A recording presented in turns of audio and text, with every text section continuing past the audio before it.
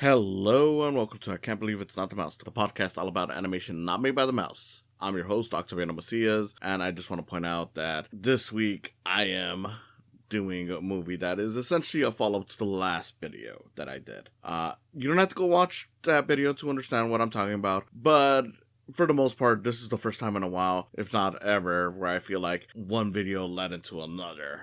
Because realistically, I had no plans of doing this movie until I started thinking about what I had said in the last episode, which, for those of you who are just coming into this without knowing, last episode I talked about the Amazing Digital Circus. This episode is focused on one of the influences to that, which is Raggedy Ann and Andy, A Musical Adventure. Before we get started, I just want to say, if you're listening to this on YouTube, go ahead and give it a like, subscribe to the channel, feel free to comment, and ring the bell for notifications. Also, if you're on Spotify or just any other podcast site, follow this show on those platforms. Now, a lot of you have probably never seen this movie, and that is very understandable. This is not a movie that is widely available.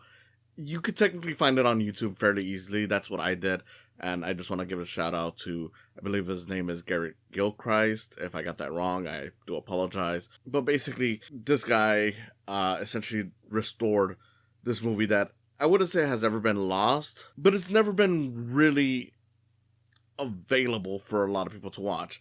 I believe this thing has, before any of this, run in some channels, especially in the Disney Channel during its early days. But for the most part, it's not something that's ever been released physically. And as a result, it's something that has a bit of a cult status because there are people who are aware of it, especially who are into animation. They just, again, have no way to really share this with everyone so easily. Now, again, yes, it is on YouTube, so you can actually find it fairly easily. But, of course, that's something where you'd have to look out for it because it's not like your Shreks or your Sleeping Beauties or whatever, where you could just be like, oh yeah, you can watch it on this streaming service, you can buy it on DVD, and it's regularly shown. It's not something that is popular among people. And it's fairly understandable why. This is a very weird movie. This is... yeah, no, there's no way around it. This is an insanely weird movie. It's not even something that I'd really call a good movie, even though I kind of recommend it, but only on the basis that if you are into animation, this is going to be a lot of fun. If you are into weird movies, you at least will get something out of it.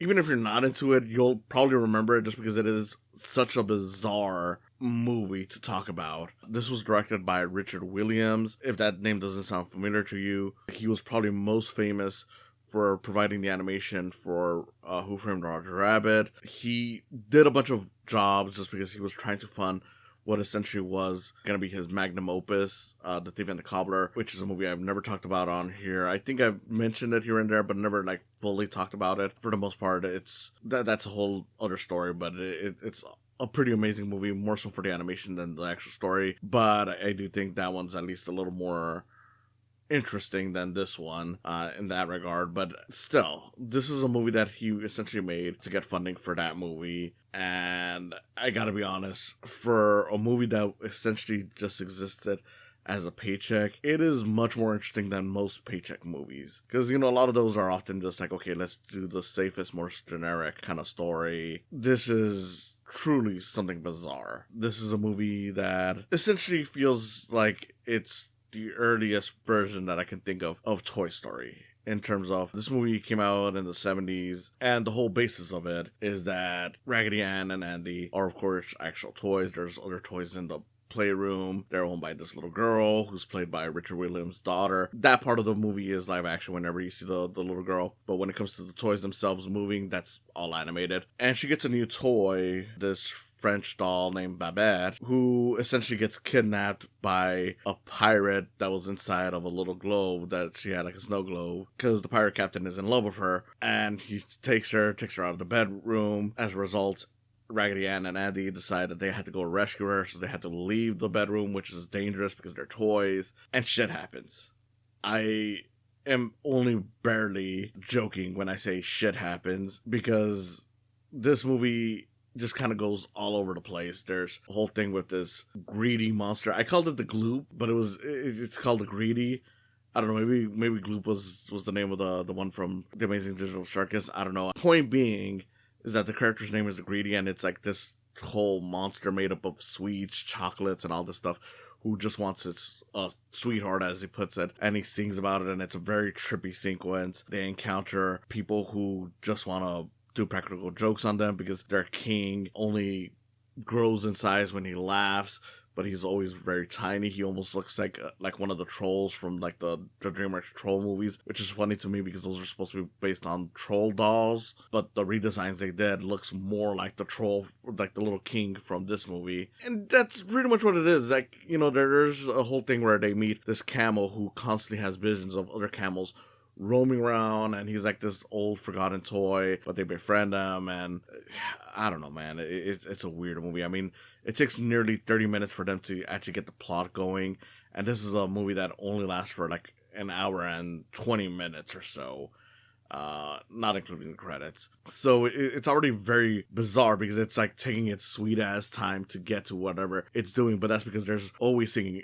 The fact that this is called Musical Adventure is not like some cutesy name. It is very much a musical adventure. It reminded me of Cats, where it's like every single time a character shuts up, you can't even enjoy that silence for too long because almost instantly another song will come on. It's only until really like towards the end when they start calming down and it's like the songs are placed a little more sparingly.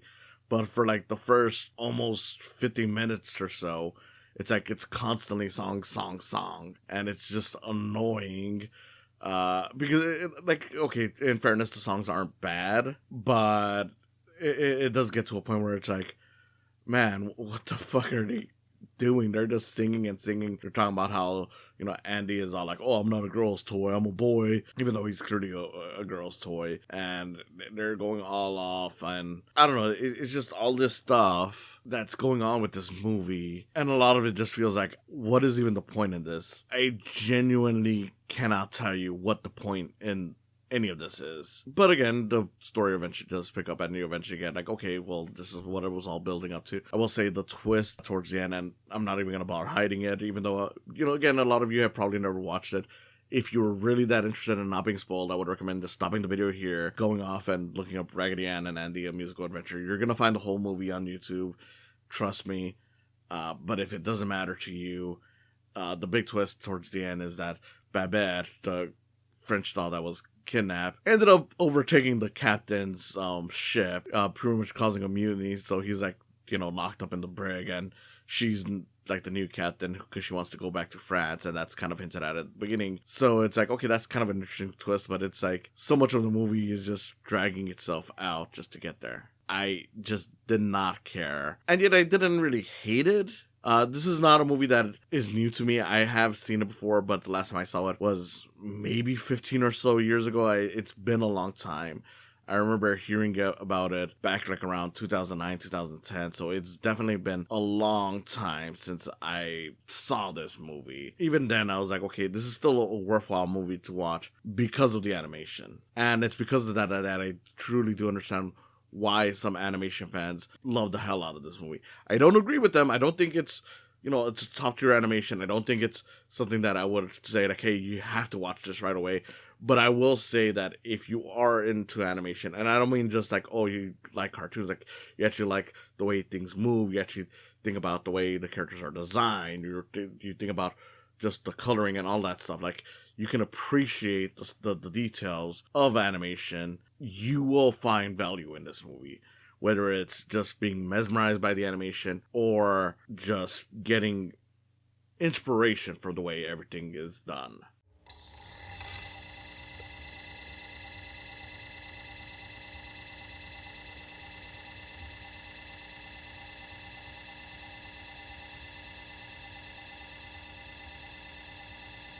This is one of those movies that, plot-wise, do not recommend. A lot of people will probably agree with me. I know some people will say that they love the weirdness in it, which is perfectly fine. It is very memorable in how weird it is. Like I said, there's a whole thing with a camel constantly chasing after other camels that he sees in his mind. The whole thing with the Greedy is just a memorable sequence of like, hey, we're trying to get out of this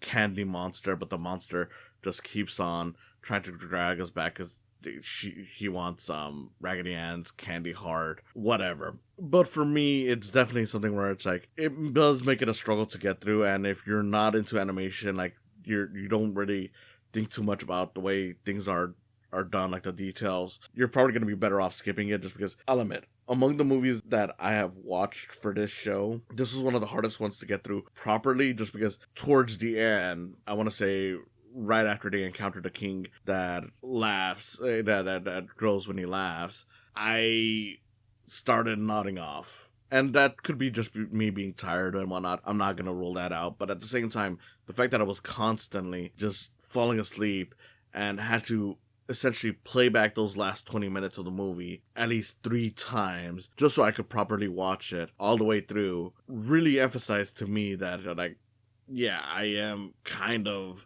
bored of this movie. It's beautiful. I really like it. And I think a lot of the weird stuff in it has influenced stuff that I've drawn, even though I wouldn't say I'm a great artist when it comes to drawing, but I have drawn like a lot of weird stuff that, is kind of like those weird people that start mocking them in the later half of the movie.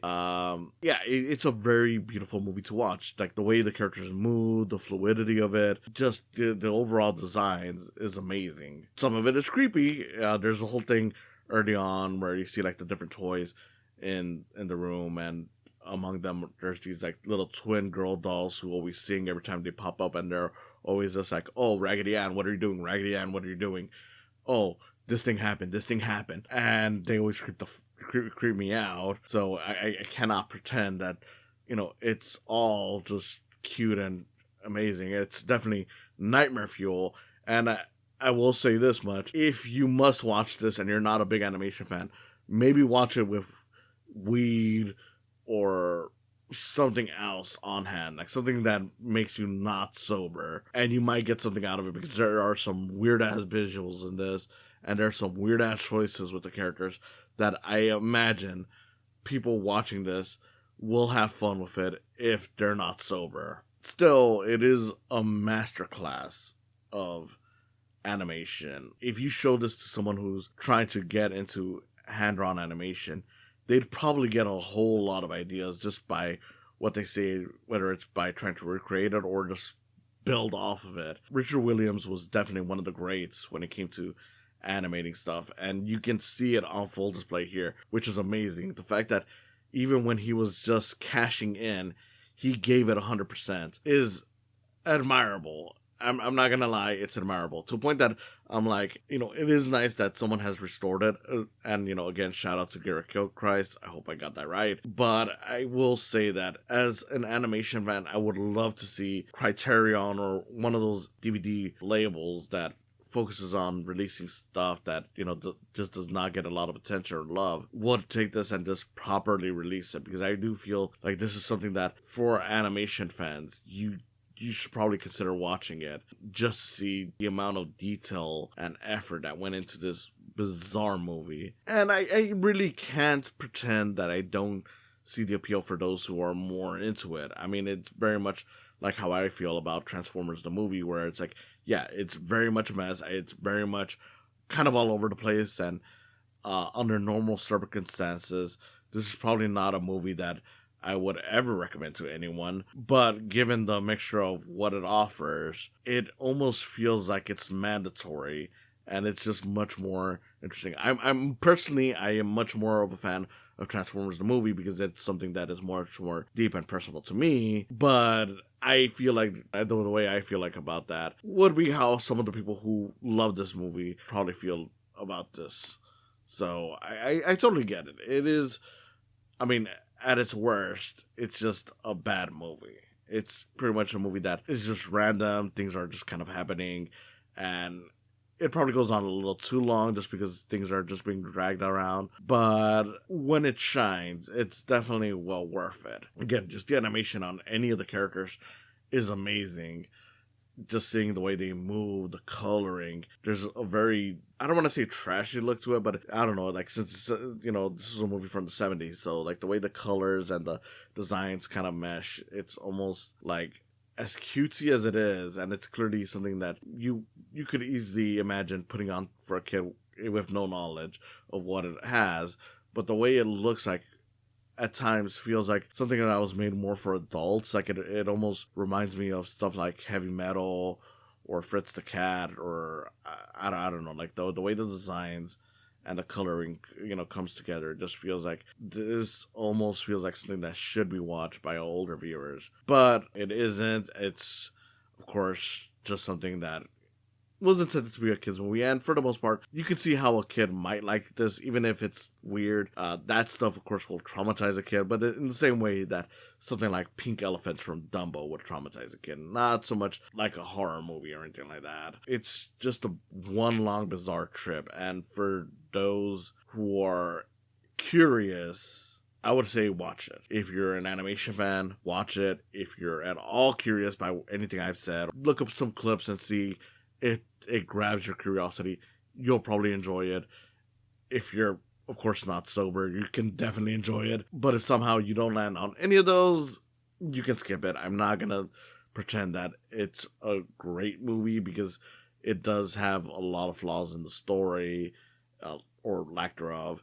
The music in it is, while not awful, it's not also very good. It's pretty much just the kind of music that perfectly fits with whatever they're trying to do. Yeah, Raggedy Ann and Andy, A Musical Adventure. I think it's not a good movie. It's not a well-told movie. It's not it's a movie with catchy songs, but nothing that's really all that good. For the most part, by the time the story gets to its end, you just kind of feel like you were in a long, slow ride, just because a lot of it just feels like it's being padded out by the music or just by weird nonsense that has nothing to do with whatever's going on. But it is amazing to watch. It is a trip to witness. As such, I do get the appeal from people who are much more positive towards it. I would recommend it on those terms, and I would recommend that you give it a shot, just because it is such a bizarre movie that even if I tell you all of this stuff, you might have something completely different from your experience once you get there. With all that out of the way, I just want to say thank you for listening, and I'll see you again next time. What's in the box? What's in the box?